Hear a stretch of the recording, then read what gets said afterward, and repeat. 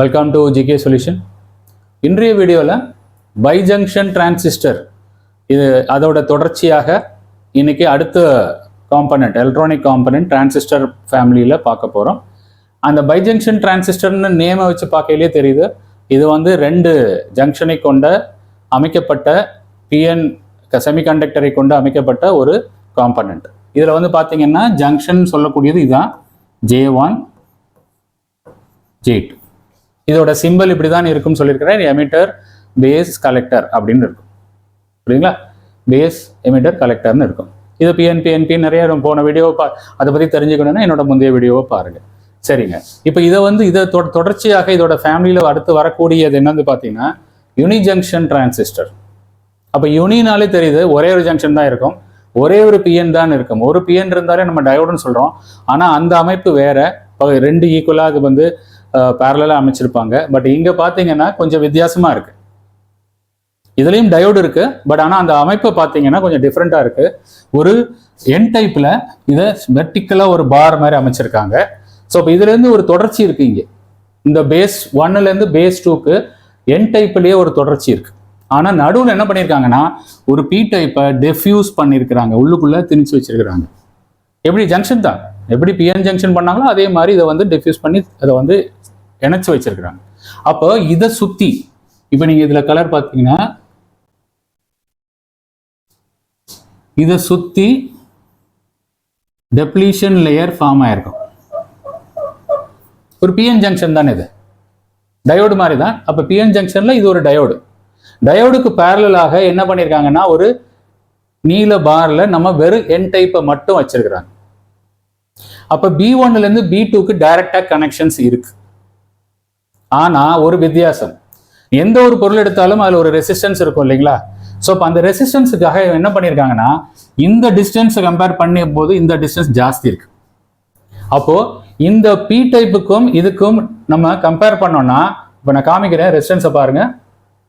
இந்த ரெசிஸ்டன்ஸ் அதிகமாகவும் இந்த ரெசிஸ்டன்ஸ் கம்மியாகவும் இருக்கு, புரியுதுங்களா? ஸோ இப்போ இதனால என்ன தெரியுதுன்னா இது கிட்டத்தட்ட ஒரு வோல்டேஜ் டிவைடர் மாதிரி தெரியுது. இப்போ இந்த நம்ம P1 P2க்கு சப்ளை கொடுத்தோம்னா இந்த ரெசிஸ்டன்ஸ் ரெண்டுக்கும் நடுவில் இருக்கும் போது எமிட்டர் வழியாக தான் அவுட்புட் எடுக்க போறோம். ஸோ எமிட்டர் வழியாக எடுக்கும் பொழுது அது கிட்டத்தட்ட ஒரு வோல்டேஜ் டிவைடர் நெட்வொர்க்கை போல இருக்கு. வோல்டேஜ் டிவைடர் ரெசிஸ்டன்ஸ் வச்சும் பண்ணலாம், கெப்பாசிட்டர் வச்சும் பண்ணலாம்னு சொல்லியிருக்கோம். ஸோ இப்போ ரெசிஸ்டன்ஸ் வழியாக ஒரு வோல்டேஜ் டிவைடராக இது பயன்படுது. அப்போ அதனால என்ன பயன், என்ன நடக்க போகுதுங்கிறத பார்க்கலாம். இதோட சிம்பிள் பார்த்தீங்கன்னா இது மாதிரி தான் இருக்கும். டிரான்சிஸ்டரை போல இது இந்த மாதிரி கிராஸா இருக்காது, இது ஸ்ட்ரைட்டா இருக்கும். அது மட்டும் இல்லை, இதுல வந்து பேஸ் ரெண்டுமே பேஸ் தான், ஏன்னா ரெண்டுமே என் சேனல் தான், ரெண்டுக்கும் ஒண்ணுக்கு ஒன்று தொடர்பு இருக்கு. அதில் வேற எதுவும் வித்தியாசம் இல்லை. அதனால நம்ம என்ன பண்றோம்னா இதை வந்து கலெக்டர் எமிட்டர் நம்ம சோர்ஸ் ட்ரெயின்னு சொல்ல முடியாது. வேணா சோர்ஸ் ட்ரெயின் சொல்லிக்கலாம், பட் சோர்ஸ் ட்ரெயின்னு சொல்ல முடியாது. அதற்காக என்ன பண்றோம்னா ரெண்டுக்கும் பேஸ் 1 பேஸ் 2ன்னு கொடுத்துட்டோம். குழப்பம் வேண்டான்ட்டு பேஸ் 1 பேஸ் 2 கொடுத்தாச்சு. சரிங்க, இப்போ இந்த இடத்துல வந்து ஒரு ஆங்கிள் கொடுத்துருக்குறோம் அப்படின்னா நம்ம அதை வேரி பண்ண போறோம்னு அர்த்தம். அங்கே ஏதோ ஒரு வேரியேஷன்ஸ் நடக்க போகுது. அது மட்டும் இல்லை, இந்த ஏரோ மார்க் கொடுத்த உடனே நமக்கு தெரியுது அது வந்து டைரக்ஷன் மார்க் பண்ணியிருக்கிறோம். எமிட்டர் வழியாக கரண்ட் இதை போல தான் கரண்ட் போக போகுது, புரியுதுங்களா? இது வழியாக தான் கரண்ட் போக போகுது. அதனால தான் அந்த ஏரோ மார்க் அந்த டைரக்ஷனில் கொடுத்துருக்கோம். கன்வென்ஷனல் கரண்ட்டுங்க. ஸோ இந்த கரண்ட் இது வழியாக தான் போக போகுது. அந்த ஏரோ மார்க்கை நம்ம கொடுத்தாச்சு. இது ஒரு ஆங்கிளாக கொடுத்துருக்குறாங்க, ஸ்ட்ரைட்டாக கொடுக்கல, புரியுதுங்களா? ஸோ அது மட்டும் இல்லை, இது இந்த பக்கம் இதை எமிட்டர்ன்ட்டாங்க. எமிட்டர்லேருந்து இங்கே ஏரோ மார்க் கொடுத்துருக்காங்க. இது நார்மலாக பார்த்தீங்கன்னா டிரான்சிஸ்டரோ மாஸ்பெட்டோ இதில் தான் எமிட்டர் வரும். பட் இதில் பார்த்தீங்கன்னா இங்கே எமிட்டர், அதனால இந்த எமிட்டர் வழியாக அவுட்புட் எடுக்கும். ஸோ இது போல தான் அமைந்திருக்கும். இதை நான் இன்னும் ரெசிஸ்டன்ஸில் சொன்னேன்னா உங்களுக்கு இன்னும் புரியும். பாருங்க, ரெசிஸ்டன்ஸ் நெட்வொர்க்கில் காமிச்சிருக்கேன். இது வந்து R1 எடுத்துக்கலாம், இது R2ன்னு எடுத்துக்கலாம். இப்போ நான் என்ன பண்றேன், சப்ளை கொடுக்குறேன். இது ரெண்டுத்துக்கும் நடுவில் ஒரு 10 வோல்ட் கொடுக்குறோன்னு வச்சுக்கோங்க.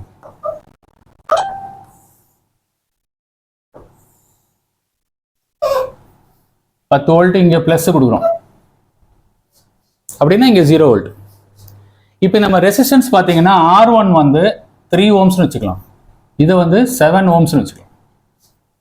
அப்போ இங்கே எவ்வளோ வோல்ட் வரும்? கால்குலேஷன் ஈஸியாக இருக்கிறதுக்காக எடுத்திருக்கேன், வேற ஒன்றும் இல்லை. 10 வோல்ட்டை வந்து 3/7 பங்காகவும் டிவைட் பண்ணணும். டிவைட் பண்ணிட்டா இந்த டயோடுக்கு எண்டில் வரக்கூடிய வோல்ட் பார்த்தீங்கன்னா 7 வோல்ட் வரும், புரியுதுங்களா? 7 வோல்ட் வரும். அது ரொம்ப முக்கியம். வோல்டேஜ் டிவைட்னால அதுக்கு தான் டிவைட் பண்ணுறது. அந்த ரெசிஸ்டன்ஸோட ரேஷியோவை பொறுத்து அந்த டெர்மினலில் ஜாயிண்ட்டில் வந்து நமக்கு ஜங்ஷனில் வந்து வோல்டேஜ் மாறும். அதனால தான் அது பேர் வோல்டேஜ் டிவைடர்னு சொல்கிறோம். அதுக்கு முன்னாடி ஒரு டயோடு கொடுத்து எமிட்டர் எடுத்திருக்காங்க. ஸோ இப்போ இதனால என்ன பயன்? இந்த மாதிரி ஒரு அமைப்புக்கு ஒரு டிரான்சிஸ்டரை போல ஒரு வடிவமைக்கணும் என்ன பிரச்சனை? 2 ரெசிஸ்டன்ஸை வச்சு டயோடை போட்டு நம்மளே பண்ணிடலாம். ஸோ இப்போ இதில் என்ன செய்ய போகிறோன்னு பார்க்கலாம். இந்த ரெசிஸ்டன்ஸை வச்சு நம்ம இன்னும் 2 காம்பனண்ட் ஆட் பண்ணி இதை எப்படி ஒரு பயன்பாட்டுக்கு கொண்டு வரதுன்னு பார்ப்போம். அது மட்டும் இல்லை, இன்னொன்று சொல்ல விட்டுட்டேன். இந்த காம்பனண்ட் இதை போல தான் இருக்கும். நீங்கள் போர்டில் பார்த்த உடனே இது வந்து டிரான்சிஸ்டர் தான் அப்படின்னு நீங்கள் எடுக்கக்கூடாது. இது பார்த்தீங்களா, சம்டைம் இது வந்து யூஜேடியாக கூட இருக்கலாம். அதனால கேர்ஃபுல்லாக நம்பரை பார்த்து டேட்டா ஷீட்டை பார்த்து முடிவு பண்ணிக்கோங்க.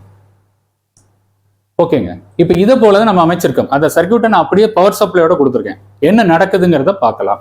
நம்ம என்ன பண்ணியிருக்கோம்னா பேஸ் 1 பேஸ் 2ல நம்ம என்ன பண்ணிட்டோம், 10 வோல்ட் கொடுத்தாச்சு. ஸோ இப்போ இங்கே வந்து 7 வோல்ட் வரும்னு சொன்னேன். ஏன்னா ரெசிஸ்டன்ஸ் வந்து இது 3 ohms 7 ohmsங்கிறத நம்ம டிசைட் பண்ணியிருக்கோம். இதை வந்து 3 ohms, இது 7 ohms. ஸோ இது வந்து 7 வோல்ட்டாக வரும். அப்போ இங்கே இருக்கிற வோல்டேஜ் 1 வோல்ட்லேருந்து ஸ்டார்ட் பண்ணுவோம் அப் டு 7 வோல்ட். இந்த டயோடு கண்டக்ட் ஆகுமா ஆகாதா? நான் டயோடுக்கு என்ன சொன்னேன் உங்களுக்கு, 0.7 வோல்ட் பாசிட்டிவ்ல வேணும். ஆனோடில் ப்ளஸ் வோல்ட் 0.7 வோல்ட் வேணும் கம்பேர் டு கேத்தோடு. புரியுதுங்களா? அதாவது இதுக்கு நடுவில் 0.7 வோல்ட்டுக்கு மேலே இருந்தால் இந்த diode PN junction diode start ஆகிடும், கண்டக்ஷன் ஸ்டார்ட் ஆகிடும். இப்போ இங்கே 7 வோல்ட் இருக்கு. அப்போ நமக்கு இங்கே என்ன வோல்ட் கொடுக்கணும்? எபோவ் 7 வோல்ட், அதுவும் எபோவ் 7.7 வோல்ட் கொடுக்கணும். சொல்லப்போனால் எக்ஸாக்டாக சொல்லப்போனால் எபோவ் 7.7 வோல்ட் கொடுத்தா தான் இந்த டயோடு கண்டக்ட் ஆகும். இல்லாட்டி அது ரிவர்ஸ் பயாஸாக போயிடும். இப்போ பாருங்க, இங்கே 1 வோல்ட் கொடுக்குறோம், இங்கே 7 வோல்ட்னா ரிவர்ஸில் இருக்கு. அதாவது பேட்டரியை ரிவர்ஸில் கொடுத்த மாதிரி. புரியுதுங்களா? ஸோ இப்போ நம்ம என்ன பண்ணுறோம்னா ஃபார்வர்டு பயாஸில் நமக்கு வோல்டேஜை கூட்டிகிட்டே வரணும். இந்த வோல்டேஜ் 7 வோல்ட்டுக்கு மேலே வரும் பொழுது, அதாவது 8 வோல்ட்னு வச்சுக்கோம், 8 வோல்ட் வரும் பொழுது இந்த 8 - 1 வோல்ட் இருக்கிறதுனால இது என்ன ஆகிடும், கண்டக்ட் ஆக ஆரம்பிச்சிடும். கண்டக்ஷன்னா வேற ஒன்றும் இல்லை, அது வழியாக கரண்ட் பாய ஆரம்பிக்கும். அந்த கரண்ட் என்ன ஆகும், இது வழியாக இந்த டைரக்ஷன்ல பாயும். கரெக்டுங்களா? இந்த டைரக்ஷன்ல இந்த பேட்டரியோட இந்த சோர்ஸோட கரண்ட் பாயும். அது அப்படிதான் இருக்கு. அது ஆல்ரெடி அது வழியா ஒரு 1 amps போயிட்டு தான் இருக்கு. என்ன 10 வோல்ட் 10 ohmsங்கும் போது இது கிட்டத்தட்ட ஒரு 1 amps மாதிரி வரும். புரியுதுங்களா? ஸோ 1 ampsங்கிறது அதில் போயிட்டு தான் இருக்கு. அந்த 1 amps இங்கேயும் போகுது, இங்கேயும் போகுது. ரெண்டும் ஏன்னா ஆம்ஸ் வந்து ஒரே ஒரு சர்க்கியூட்ல சீரீஸ்ல இருக்கும்போது கரண்ட் சேமா தான் பாயும் நம்ம சொல்லியிருக்கோம். ஸோ இப்போ அந்த கரண்ட் சேமா தான் இருக்கு. இப்போ என்னாச்சு, நம்ம அடிஷனலாக இங்கே பிரான்ச் மூலியமாக இன்னும் கொஞ்சம் கரண்ட் இது வழியாக கொடுத்துட்டோம். அப்போ என்ன ஆகும், இந்த ரெசிஸ்டன்ஸ் வழியாக அதிகமான கரண்ட் போகும். புரியுதுங்களா? இந்த ரெசிஸ்டன்ஸ் வழியாக இந்த பேட்டரியோட கரண்ட்டும் இந்த பேட்டரியோட கரண்ட்டும் ரெண்டும் சேர்ந்து போகும். அப்போ ஒரு ரெசிஸ்டன்ஸ் வழியாக கரண்ட் அதிகமாச்சுன்னா ரெசிஸ்டன்ஸ் வேல்யூ குறைஞ்சிரும். ஏன்னா வோல்டேஜ் மாறாது, ரெசிஸ்டன்ஸ் வேல்யூ குறையும். ஓம்ஸ்ல அப்படிதானே நம்ம படிச்சிருக்கோம். ஸோ அதனால ரெசிஸ்டன்ஸ் வேல்யூ குறையும். அந்த ரெசிஸ்டன்ஸ் வேல்யூ குறைக்கிறதுக்காகத்தான் இந்த யூஜேடி பண்ணியிருக்காங்க. அதனால தான் இதுக்கு பேர் நெகட்டிவ் ரெசிஸ்டன்ஸ் ஆசிலேட்டர்னு சொல்லுவாங்க. அதுக்காக தான் நம்ம பயன்படுத்துகிறோம், நெகட்டிவ் ரெசிஸ்டன்ஸ் சொல்லுவாங்க. இந்த வேல்யூவை குறைக்கிறதுக்கு தான் இந்த வோல்டேஜை கூட்டுறோம். அப்போ வோல்டேஜை கூட்டுறது மூலியமாக ஒரு ரெசிஸ்டன்ஸ் வேல்யூ குறைக்கிறோம். மேனுவலாக நம்ம எதுவுமே செய்யலை. சரிங்களா? ஸோ இப்போ இந்த ரெசிஸ்டன்ஸ் வேல்யூ ஈஸியாக நம்ம வந்து இப்போ வோல்டேஜை கூட்டுறது மூலியமாக நம்ம செய்கிறோம். இப்போ இது குறைஞ்சிச்சுன்னா என்ன ஆகும், ஆட்டோமேட்டிக்காக இந்த சர்க்யூட் வந்து ஷார்ட் சர்க்யூட் ஆகிடும். புரியுதுங்களா? அதுதான் நமக்கு வேணும். அப்போ இந்த ரெசிஸ்டன்ஸ் வேல்யூ குறைக்கிறது தான் இதோட பயன். அப்போ இந்த சர்க்யூட்டை இப்படி டைரெக்டாக யூஸ் பண்ண முடியாது. இது வந்து இப்படி பண்ணோன்னா 7 வோல்ட்டுக்கு மேலே வரும்போது கண்டக்ட் ஆகிடும். கண்டக்ட் ஆனது அவுட்புட் வெளில எடுக்கணும்ல. ஸோ இப்போ நம்ம சர்க்யூட்டை இன்னும் சில காம்பனன்ட் சேர்த்து இந்த பயன்பாடை நம்ம பயன்படுத்தி ஒரு ஆசிலேட்டருக்கு நம்ம கொண்டு வரோம். ஆசிலேட்டர் எதுக்கு பயன்படும்னா ஒரு எஸ்சிஆர் ட்ரையாக்கை ட்ரிகர் பண்ணுறதுக்காக பயன்படுத்துகிறாங்க. புரியுதுங்களா? ஸோ பேசிக்காக யூஜேடி வந்து அந்த 2 பர்பஸ் தான் மெயினாக நம்ம யூஸ் பண்ணுறாங்க. சரிங்க. இப்போ நம்ம இந்த சர்க்யூட்டை பயன்படுத்தி ஒரு ஆசிலேட்டர், ரிலாக்ஸேஷன் ஆசிலேட்டர்னு சொல்லக்கூடிய ஒரு ஆசிலேட்டர், ரிலாக்ஸேஷன் ஒன்றும் நெகட்டிவ் ரெசிஸ்டன்ஸ், நெகட்டிவ் ரெசிஸ்டன்ஸ்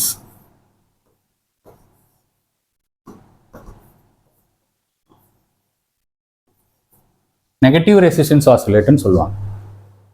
புரியுங்களா? ரிலாக்ஸேஷனோட மீனிங்.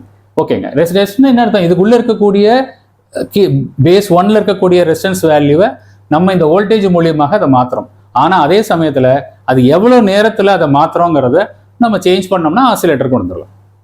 இப்போ ஆசிலேட்டர் என்ன பண்ணியிருக்காங்கன்னா, இதை பிஜேடி நான் போட்டுட்டேன், இதுக்கு மேல வந்து 2 ரெசிஸ்டன்ஸ் போட்டிருக்கிறோம். காரணம் என்னன்னா, அங்கிருந்து நம்ம 2 அவுட்புட்ஸ் தேவைன்னா எடுத்துக்கலாம் ஃபியூச்சர்ல.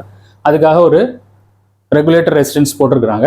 அது மட்டும் இல்ல, அந்த சப்ளை டைரக்டா கொடுக்காம ஒரு வேரியபிள் ரெசிஸ்டன்ஸ் வழியாக ஒரு கெப்பாசிட்டர் கொடுத்துருக்காங்க. ஸோ கெப்பாசிட்டர் ஸ்டார்டிங்ல இது வந்து 0 வோல்ட் தான் அந்த கெப்பாசிட்டர்ல இருக்கும். இந்த ரெசிஸ்டன்ஸோட வேல்யூக்கு தகுந்த மாதிரி இங்க இருக்கக்கூடிய வோல்டேஜ் வேகமாக வந்து இந்த வோல்டேஜை அப்பு கொண்டு போகும். எவ்வளவு கொண்டு போகணும்? எபோவ் 7 வோல்ட் கொண்டு போகணும். Above 7 volt. என்ன சொல்லியிருக்கிறேன்? இந்த சென்டர் பாயிண்ட்ல 7 வோல்ட் இருக்கிறதா சொல்லியிருக்கேன். எக்ஸாம்பிள் தான் எடுத்துருக்கிறோம், எல்லாத்துலயும் அதே இதில். ஸோ இந்த 7 வோல்ட்டுக்கு மேலே இது போற வர இந்த சார்ஜ் கெப்பாசிட்டர் சார்ஜ் ஏறிட்டே இருக்கு. கெப்பாசிட்டர் தெரியாது 7 வோல்ட்டேஜை ஸ்டாப் பண்ணணும்னு. இது சார்ஜ் ஏறிட்டே இருக்கும். 7 வோல்ட் கிராஸ் ஆகும் பொழுது இந்த டயோடு கண்டக்ட் ஆகும். கண்டக்ட் ஆனோம்னா அது உள்ள இருக்க ரெசிஸ்டன்ஸ் வேல்யூ 0 ஆயிடும். கொஞ்சம் கொஞ்சமா அந்த வோல்டேஜ் கூட கூட அந்த ரெசிஸ்டன்ஸ் வேல்யூ 0 ஆகும். அது எதனால 0 ஆகுதுன்னு சொன்னேன், ரெசிஸ்டன்ஸ் குறையுதுங்கிறத சொன்னேன். கரண்ட் அதிகமாகிறதுனால ரெசிஸ்டன்ஸ் குறையுது. அப்போ ரெசிஸ்டன்ஸ் குறையும் போது இந்த கெப்பாசிட்டருக்கு மேலே இருக்கிற வோல்டேஜ் குறைஞ்சிரும். கிட்டத்தட்ட கெப்பாசிட்டர் ஷார்ட் சர்க்யூட் மாதிரி ஆயிடும்.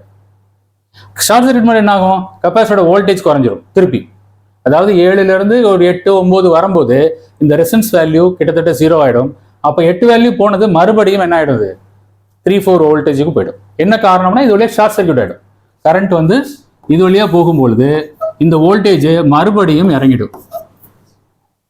மறுபடியும் இறங்கிடுச்சுன்னா திருப்பி இது வந்து கண்டக்ஷன் ஸ்டேட் போனது ஆஃப் ஆயிடும், ஆஃப் ஸ்டேட்டுக்கு போயிடும். புரியுங்களா? ஸோ 7 வோல்ட்டுக்கு மேலே வரும்போது கண்டக்ட் ஆகுது. அப்புறம் திருப்பி கண்டக்ட் ஆன உடனே கொஞ்சம் கொஞ்சமா வோல்டேஜ் இன்க்ரீஸ் ஆகும்போது ரெசிஸ்டன்ஸ் வேல்யூ கம்மியாகி மறுபடியும் இந்த டயோடுக்குள்ள டிஃபரன்ஸ், வோல்டேஜ் டிராப் டிஃபரன்ஸ் திருப்பி குறைஞ்சிரும். குறைஞ்ச உடனே இது நான் கண்டக்ட் ஆஃப் ஸ்டேட்டுக்கு போயிடும். ஆஃப் ஸ்டேட் போச்சுன்னா மறுபடியும் என்ன ஆகும்? வோல்டேஜ் ரைஸ் ஆக ஆரம்பிக்கும். ஆனா இது எவ்வளவு வேகமா ரைஸ் ஆகுதுங்கிறது இதை பொறுத்து இருக்கு. நீங்க இந்த ரெசிஸ்டன்ஸ் வேல்யூ மாத்திக்கலாம் அல்லது கெப்பாசிட்டர் வேல்யூ மாத்திக்கலாம். ரெண்டை பொறுத்து மாறும். கெப்பாசிட்டர் சேஞ்ச் பண்றது கஷ்டம், வேணும்னா சுவிட்ச் போட்டு செலக்டர் சுவிட்ச் போட்டு சேஞ்ச் பண்ணிக்கலாம். இல்லைன்னா இந்த ரெசிஸ்டன்ஸ் வேல்யூ சேஞ்ச் பண்ணீங்கன்னா அந்த டைமிங் மாறும், அதற்கு தகுந்த மாதிரி இது மாறும். இப்போ நம்ம டைமை மாற்றி பார்க்கலாமா? இது என்ன நடக்குது பாருங்க, இது எவ்வளவு வேகமா வருதுன்னு பாருங்க. இப்போ டைமை மாத்துறேன், சரிங்களா? இப்போ ரெசிஸ்டன்ஸ் கம்மி பண்ணிட்டேன். கம்மி பண்ண உடனே இந்த கெப்பாசிட்டர் என்னாச்சு? வேக வேகமா சார்ஜ் ஏறுது. சார்ஜ் ஏறும், இது கண்டக்ட் ஆகும், ரெசிஸ்டன்ஸ் கம்மியாகும், திருப்பி இது வந்து ஸ்டாப் ஆகிடும், மறுபடியும் 0 போயிட்டு மறுபடியும் சார்ஜ் ஏறும். இதுதான் வந்து ஒரு ஆசிலேட்டர். ரொம்ப சிம்பிளாக ஒரு ஆசிலேட்டர். ஃபீட்பேக் கிடையாது, ஒன்றும் கிடையாது. இது ஒரு டிசிலேயே ஒரு ஆசிலேட்டர் கொண்டு வந்துடுறாங்க. இதுதான் அவுட்புட். எமிட்டர்லேருந்து அவுட்புட் எடுத்துக்கிறாங்க. வேணும்னா இங்கேருந்து எடுக்கலாம். இங்கேருந்து எடுத்தீங்கன்னா அவுட்புட் இப்படி வரும். இதை போல அவுட்புட் வரும். அதாவது இது ரெண்டுலையும் எடுத்தீங்கன்னா, இது ரெண்டுக்கும் நடுவில் எடுத்து எது வேணுமோ நீங்க பண்ணிக்கலாம். இந்த அவுட்புட் உங்களுக்கு தேவை இருந்தால் இதை எடுத்துக்கலாம், அல்லது இந்த அவுட்புட் வேணா இதை எடுத்துக்கலாம். ஓகேங்களா? ஸோ இப்போ இந்த சர்க்யூட்டை வந்து எதற்கு பயன்படுத்துறாங்க? இது வந்து ஒரு SCR ட்ரையாக் ட்ரிகரிங் சர்க்யூட் பயன்படுத்துறாங்க. இது வந்து வேற எதுக்காவது ஆசிலேட்டர் உங்களுக்கு வேணும், ஏதோ ஒரு பர்பஸ்க்கு உங்களுக்கு ஆசிலேட்டர் வேணும்னா இதை பயன்படுத்திக்கலாம். இதுல வந்து சைனூசாய்டல் வேவ் பண்ண முடியாது, நான் சைனூசாய்டல் வேவ் எது வேணாலும் பண்ணிக்கலாம். புரியுங்களா? இதை பண்ணிட்டோன்னா இதுல ஸ்கொயர் வேவ் எது வேணா மாத்திக்கலாம். சைனூசாய்டல் வேவ் இதுல பண்ண முடியாது. ஓகேங்க. ஸோ இப்போ இதுல இருந்து இது வந்து இது எப்படி வேலை செய்யுது? ஒரு ஆசிலேட்டரா இந்த மாதிரி ஒரு பல்ஸ் கொண்டு வரணும்னா இதை பயன்படுத்திக்கலாம். இல்லை உங்களுக்கு வந்து பர்டிகுலரா SCR ட்ரிகர் பண்ணணும், நான் வந்து ஏன்னா SCR ட்ரிகர் பண்ணும்போது டைமிங் பார்த்து ட்ரிகர் பண்ணும், நம்ம நோக்கத்துக்கு ட்ரிகர் பண்ண முடியாது. ஏன்னா நம்மகிட்ட இருக்கக்கூடிய ஃப்ரீக்வன்சி பார்த்தீங்கன்னா ஹோம் ஃப்ரீக்வன்சி 50 ஹெர்ட்ஸ். இல்லை நீங்கள் ஹை ஃப்ரீக்வன்சியில் ஏதாவது சர்க்யூட் டிசைன் பண்ணீங்கன்னா அந்த ஃப்ரீக்வன்சிக்கு தகுந்த மாதிரி உங்களுக்கு சரியான டைமிங்கில் ட்ரிகர் பண்ணணும், 0 கிராசிங்லாம் வச்சு பண்ணணும். இதை பற்றிலாம் நம்ம பல வீடியோ பண்ணியிருக்கோம். அப்போ என்ன பண்ணுவாங்கன்னா சிங்க்ரனைஸ் ஆகிறதுக்காக இந்த மாதிரி டிசியில் போட்டு பண்ண மாட்டாங்க. அந்த மாதிரி ட்ரிகர் பண்ணும்பொழுது அதோட சர்க்யூட் இதை போல் அமைஞ்சிருக்கும். பாருங்க, SCR சொல்லியிருக்கேன், ட்ரையாக்கு கூட ட்ரிகர் பண்ணிக்கலாம், ரெண்டு சேம் தான். இதில் என்ன பண்ணியிருக்காங்கன்னா ஏசியை வந்து டிசியாக மாற்றிருக்கிறாங்க, ஃபுல் வேவ் டிசியாக மாற்றிருக்கிறாங்க. ஆனால் இதில் பார்த்தீங்கன்னா கெப்பாசிட்டர் கிடையாது. அப்போ என்ன பண்ணியிருக்காங்கன்னா இந்த டிசி வந்து எப்படி இருக்கும்? அப்போ ஒரு நம்ம 50 சைக்கிள், நமக்கு நான் நார்மலாக வீட்டில் வர்றது 50 ஹெர்ட்ஸ். அப்போ இதில் 100 தடவை இது வந்து 0வை தொடும். இந்த வோல்டேஜ் பீக் வோல்டேஜ் 100 தடவை தொடும், 100 தடவை 0 வோல்டேஜ் தொடும். அப்போ அந்த 0 வோல்டேஜிலிருந்து இந்த கண்டக்ஷன் ஸ்டார்ட் ஆக ஆரம்பிக்கும்.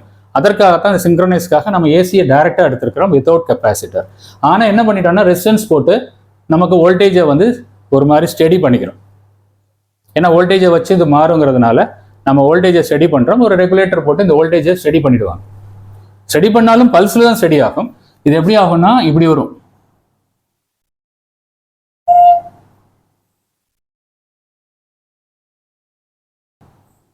இந்த வோல்டேஜ் வந்து விசினர் ஸ்டடி பண்ணிக்கிறாங்க. இந்த வோல்டேஜை இங்கே ரெசிஸ்டன்ஸ் மூலியமாக கெப்பாசிட்டர் சார்ஜுக்கு யூஸ் பண்ணிக்கிறாங்க. இதில் உள்ள ரெசிஸ்டன்ஸ் வேல்யூக்கு தகுந்த மாதிரி இந்த கெப்பாசிட்டரோட சார்ஜிங் டைம் மாறும். இந்த சார்ஜிங் டைம் வந்து 7 வோல்ட்டுக்கு மேலே வரும் பொழுது இந்த பிஜேடி கண்டக்ட் ஆனதுக்கு அப்புறம் அதில் இருக்கக்கூடிய ரெசிஸ்டன்ஸ் வேல்யூ குறைஞ்சு இந்த வோல்டேஜ் வந்து டிராப் ஆக ஆரம்பிக்கும். டிராப் ஆகும்போது மறுபடியும் ஆஃப் ஸ்டேட் போயிடும். திருப்பி ஸ்டார்ட் ஆகுறது மறுபடியும் இந்த சைக்கிளை வச்சு ஸ்டார்ட் ஆகிடும்.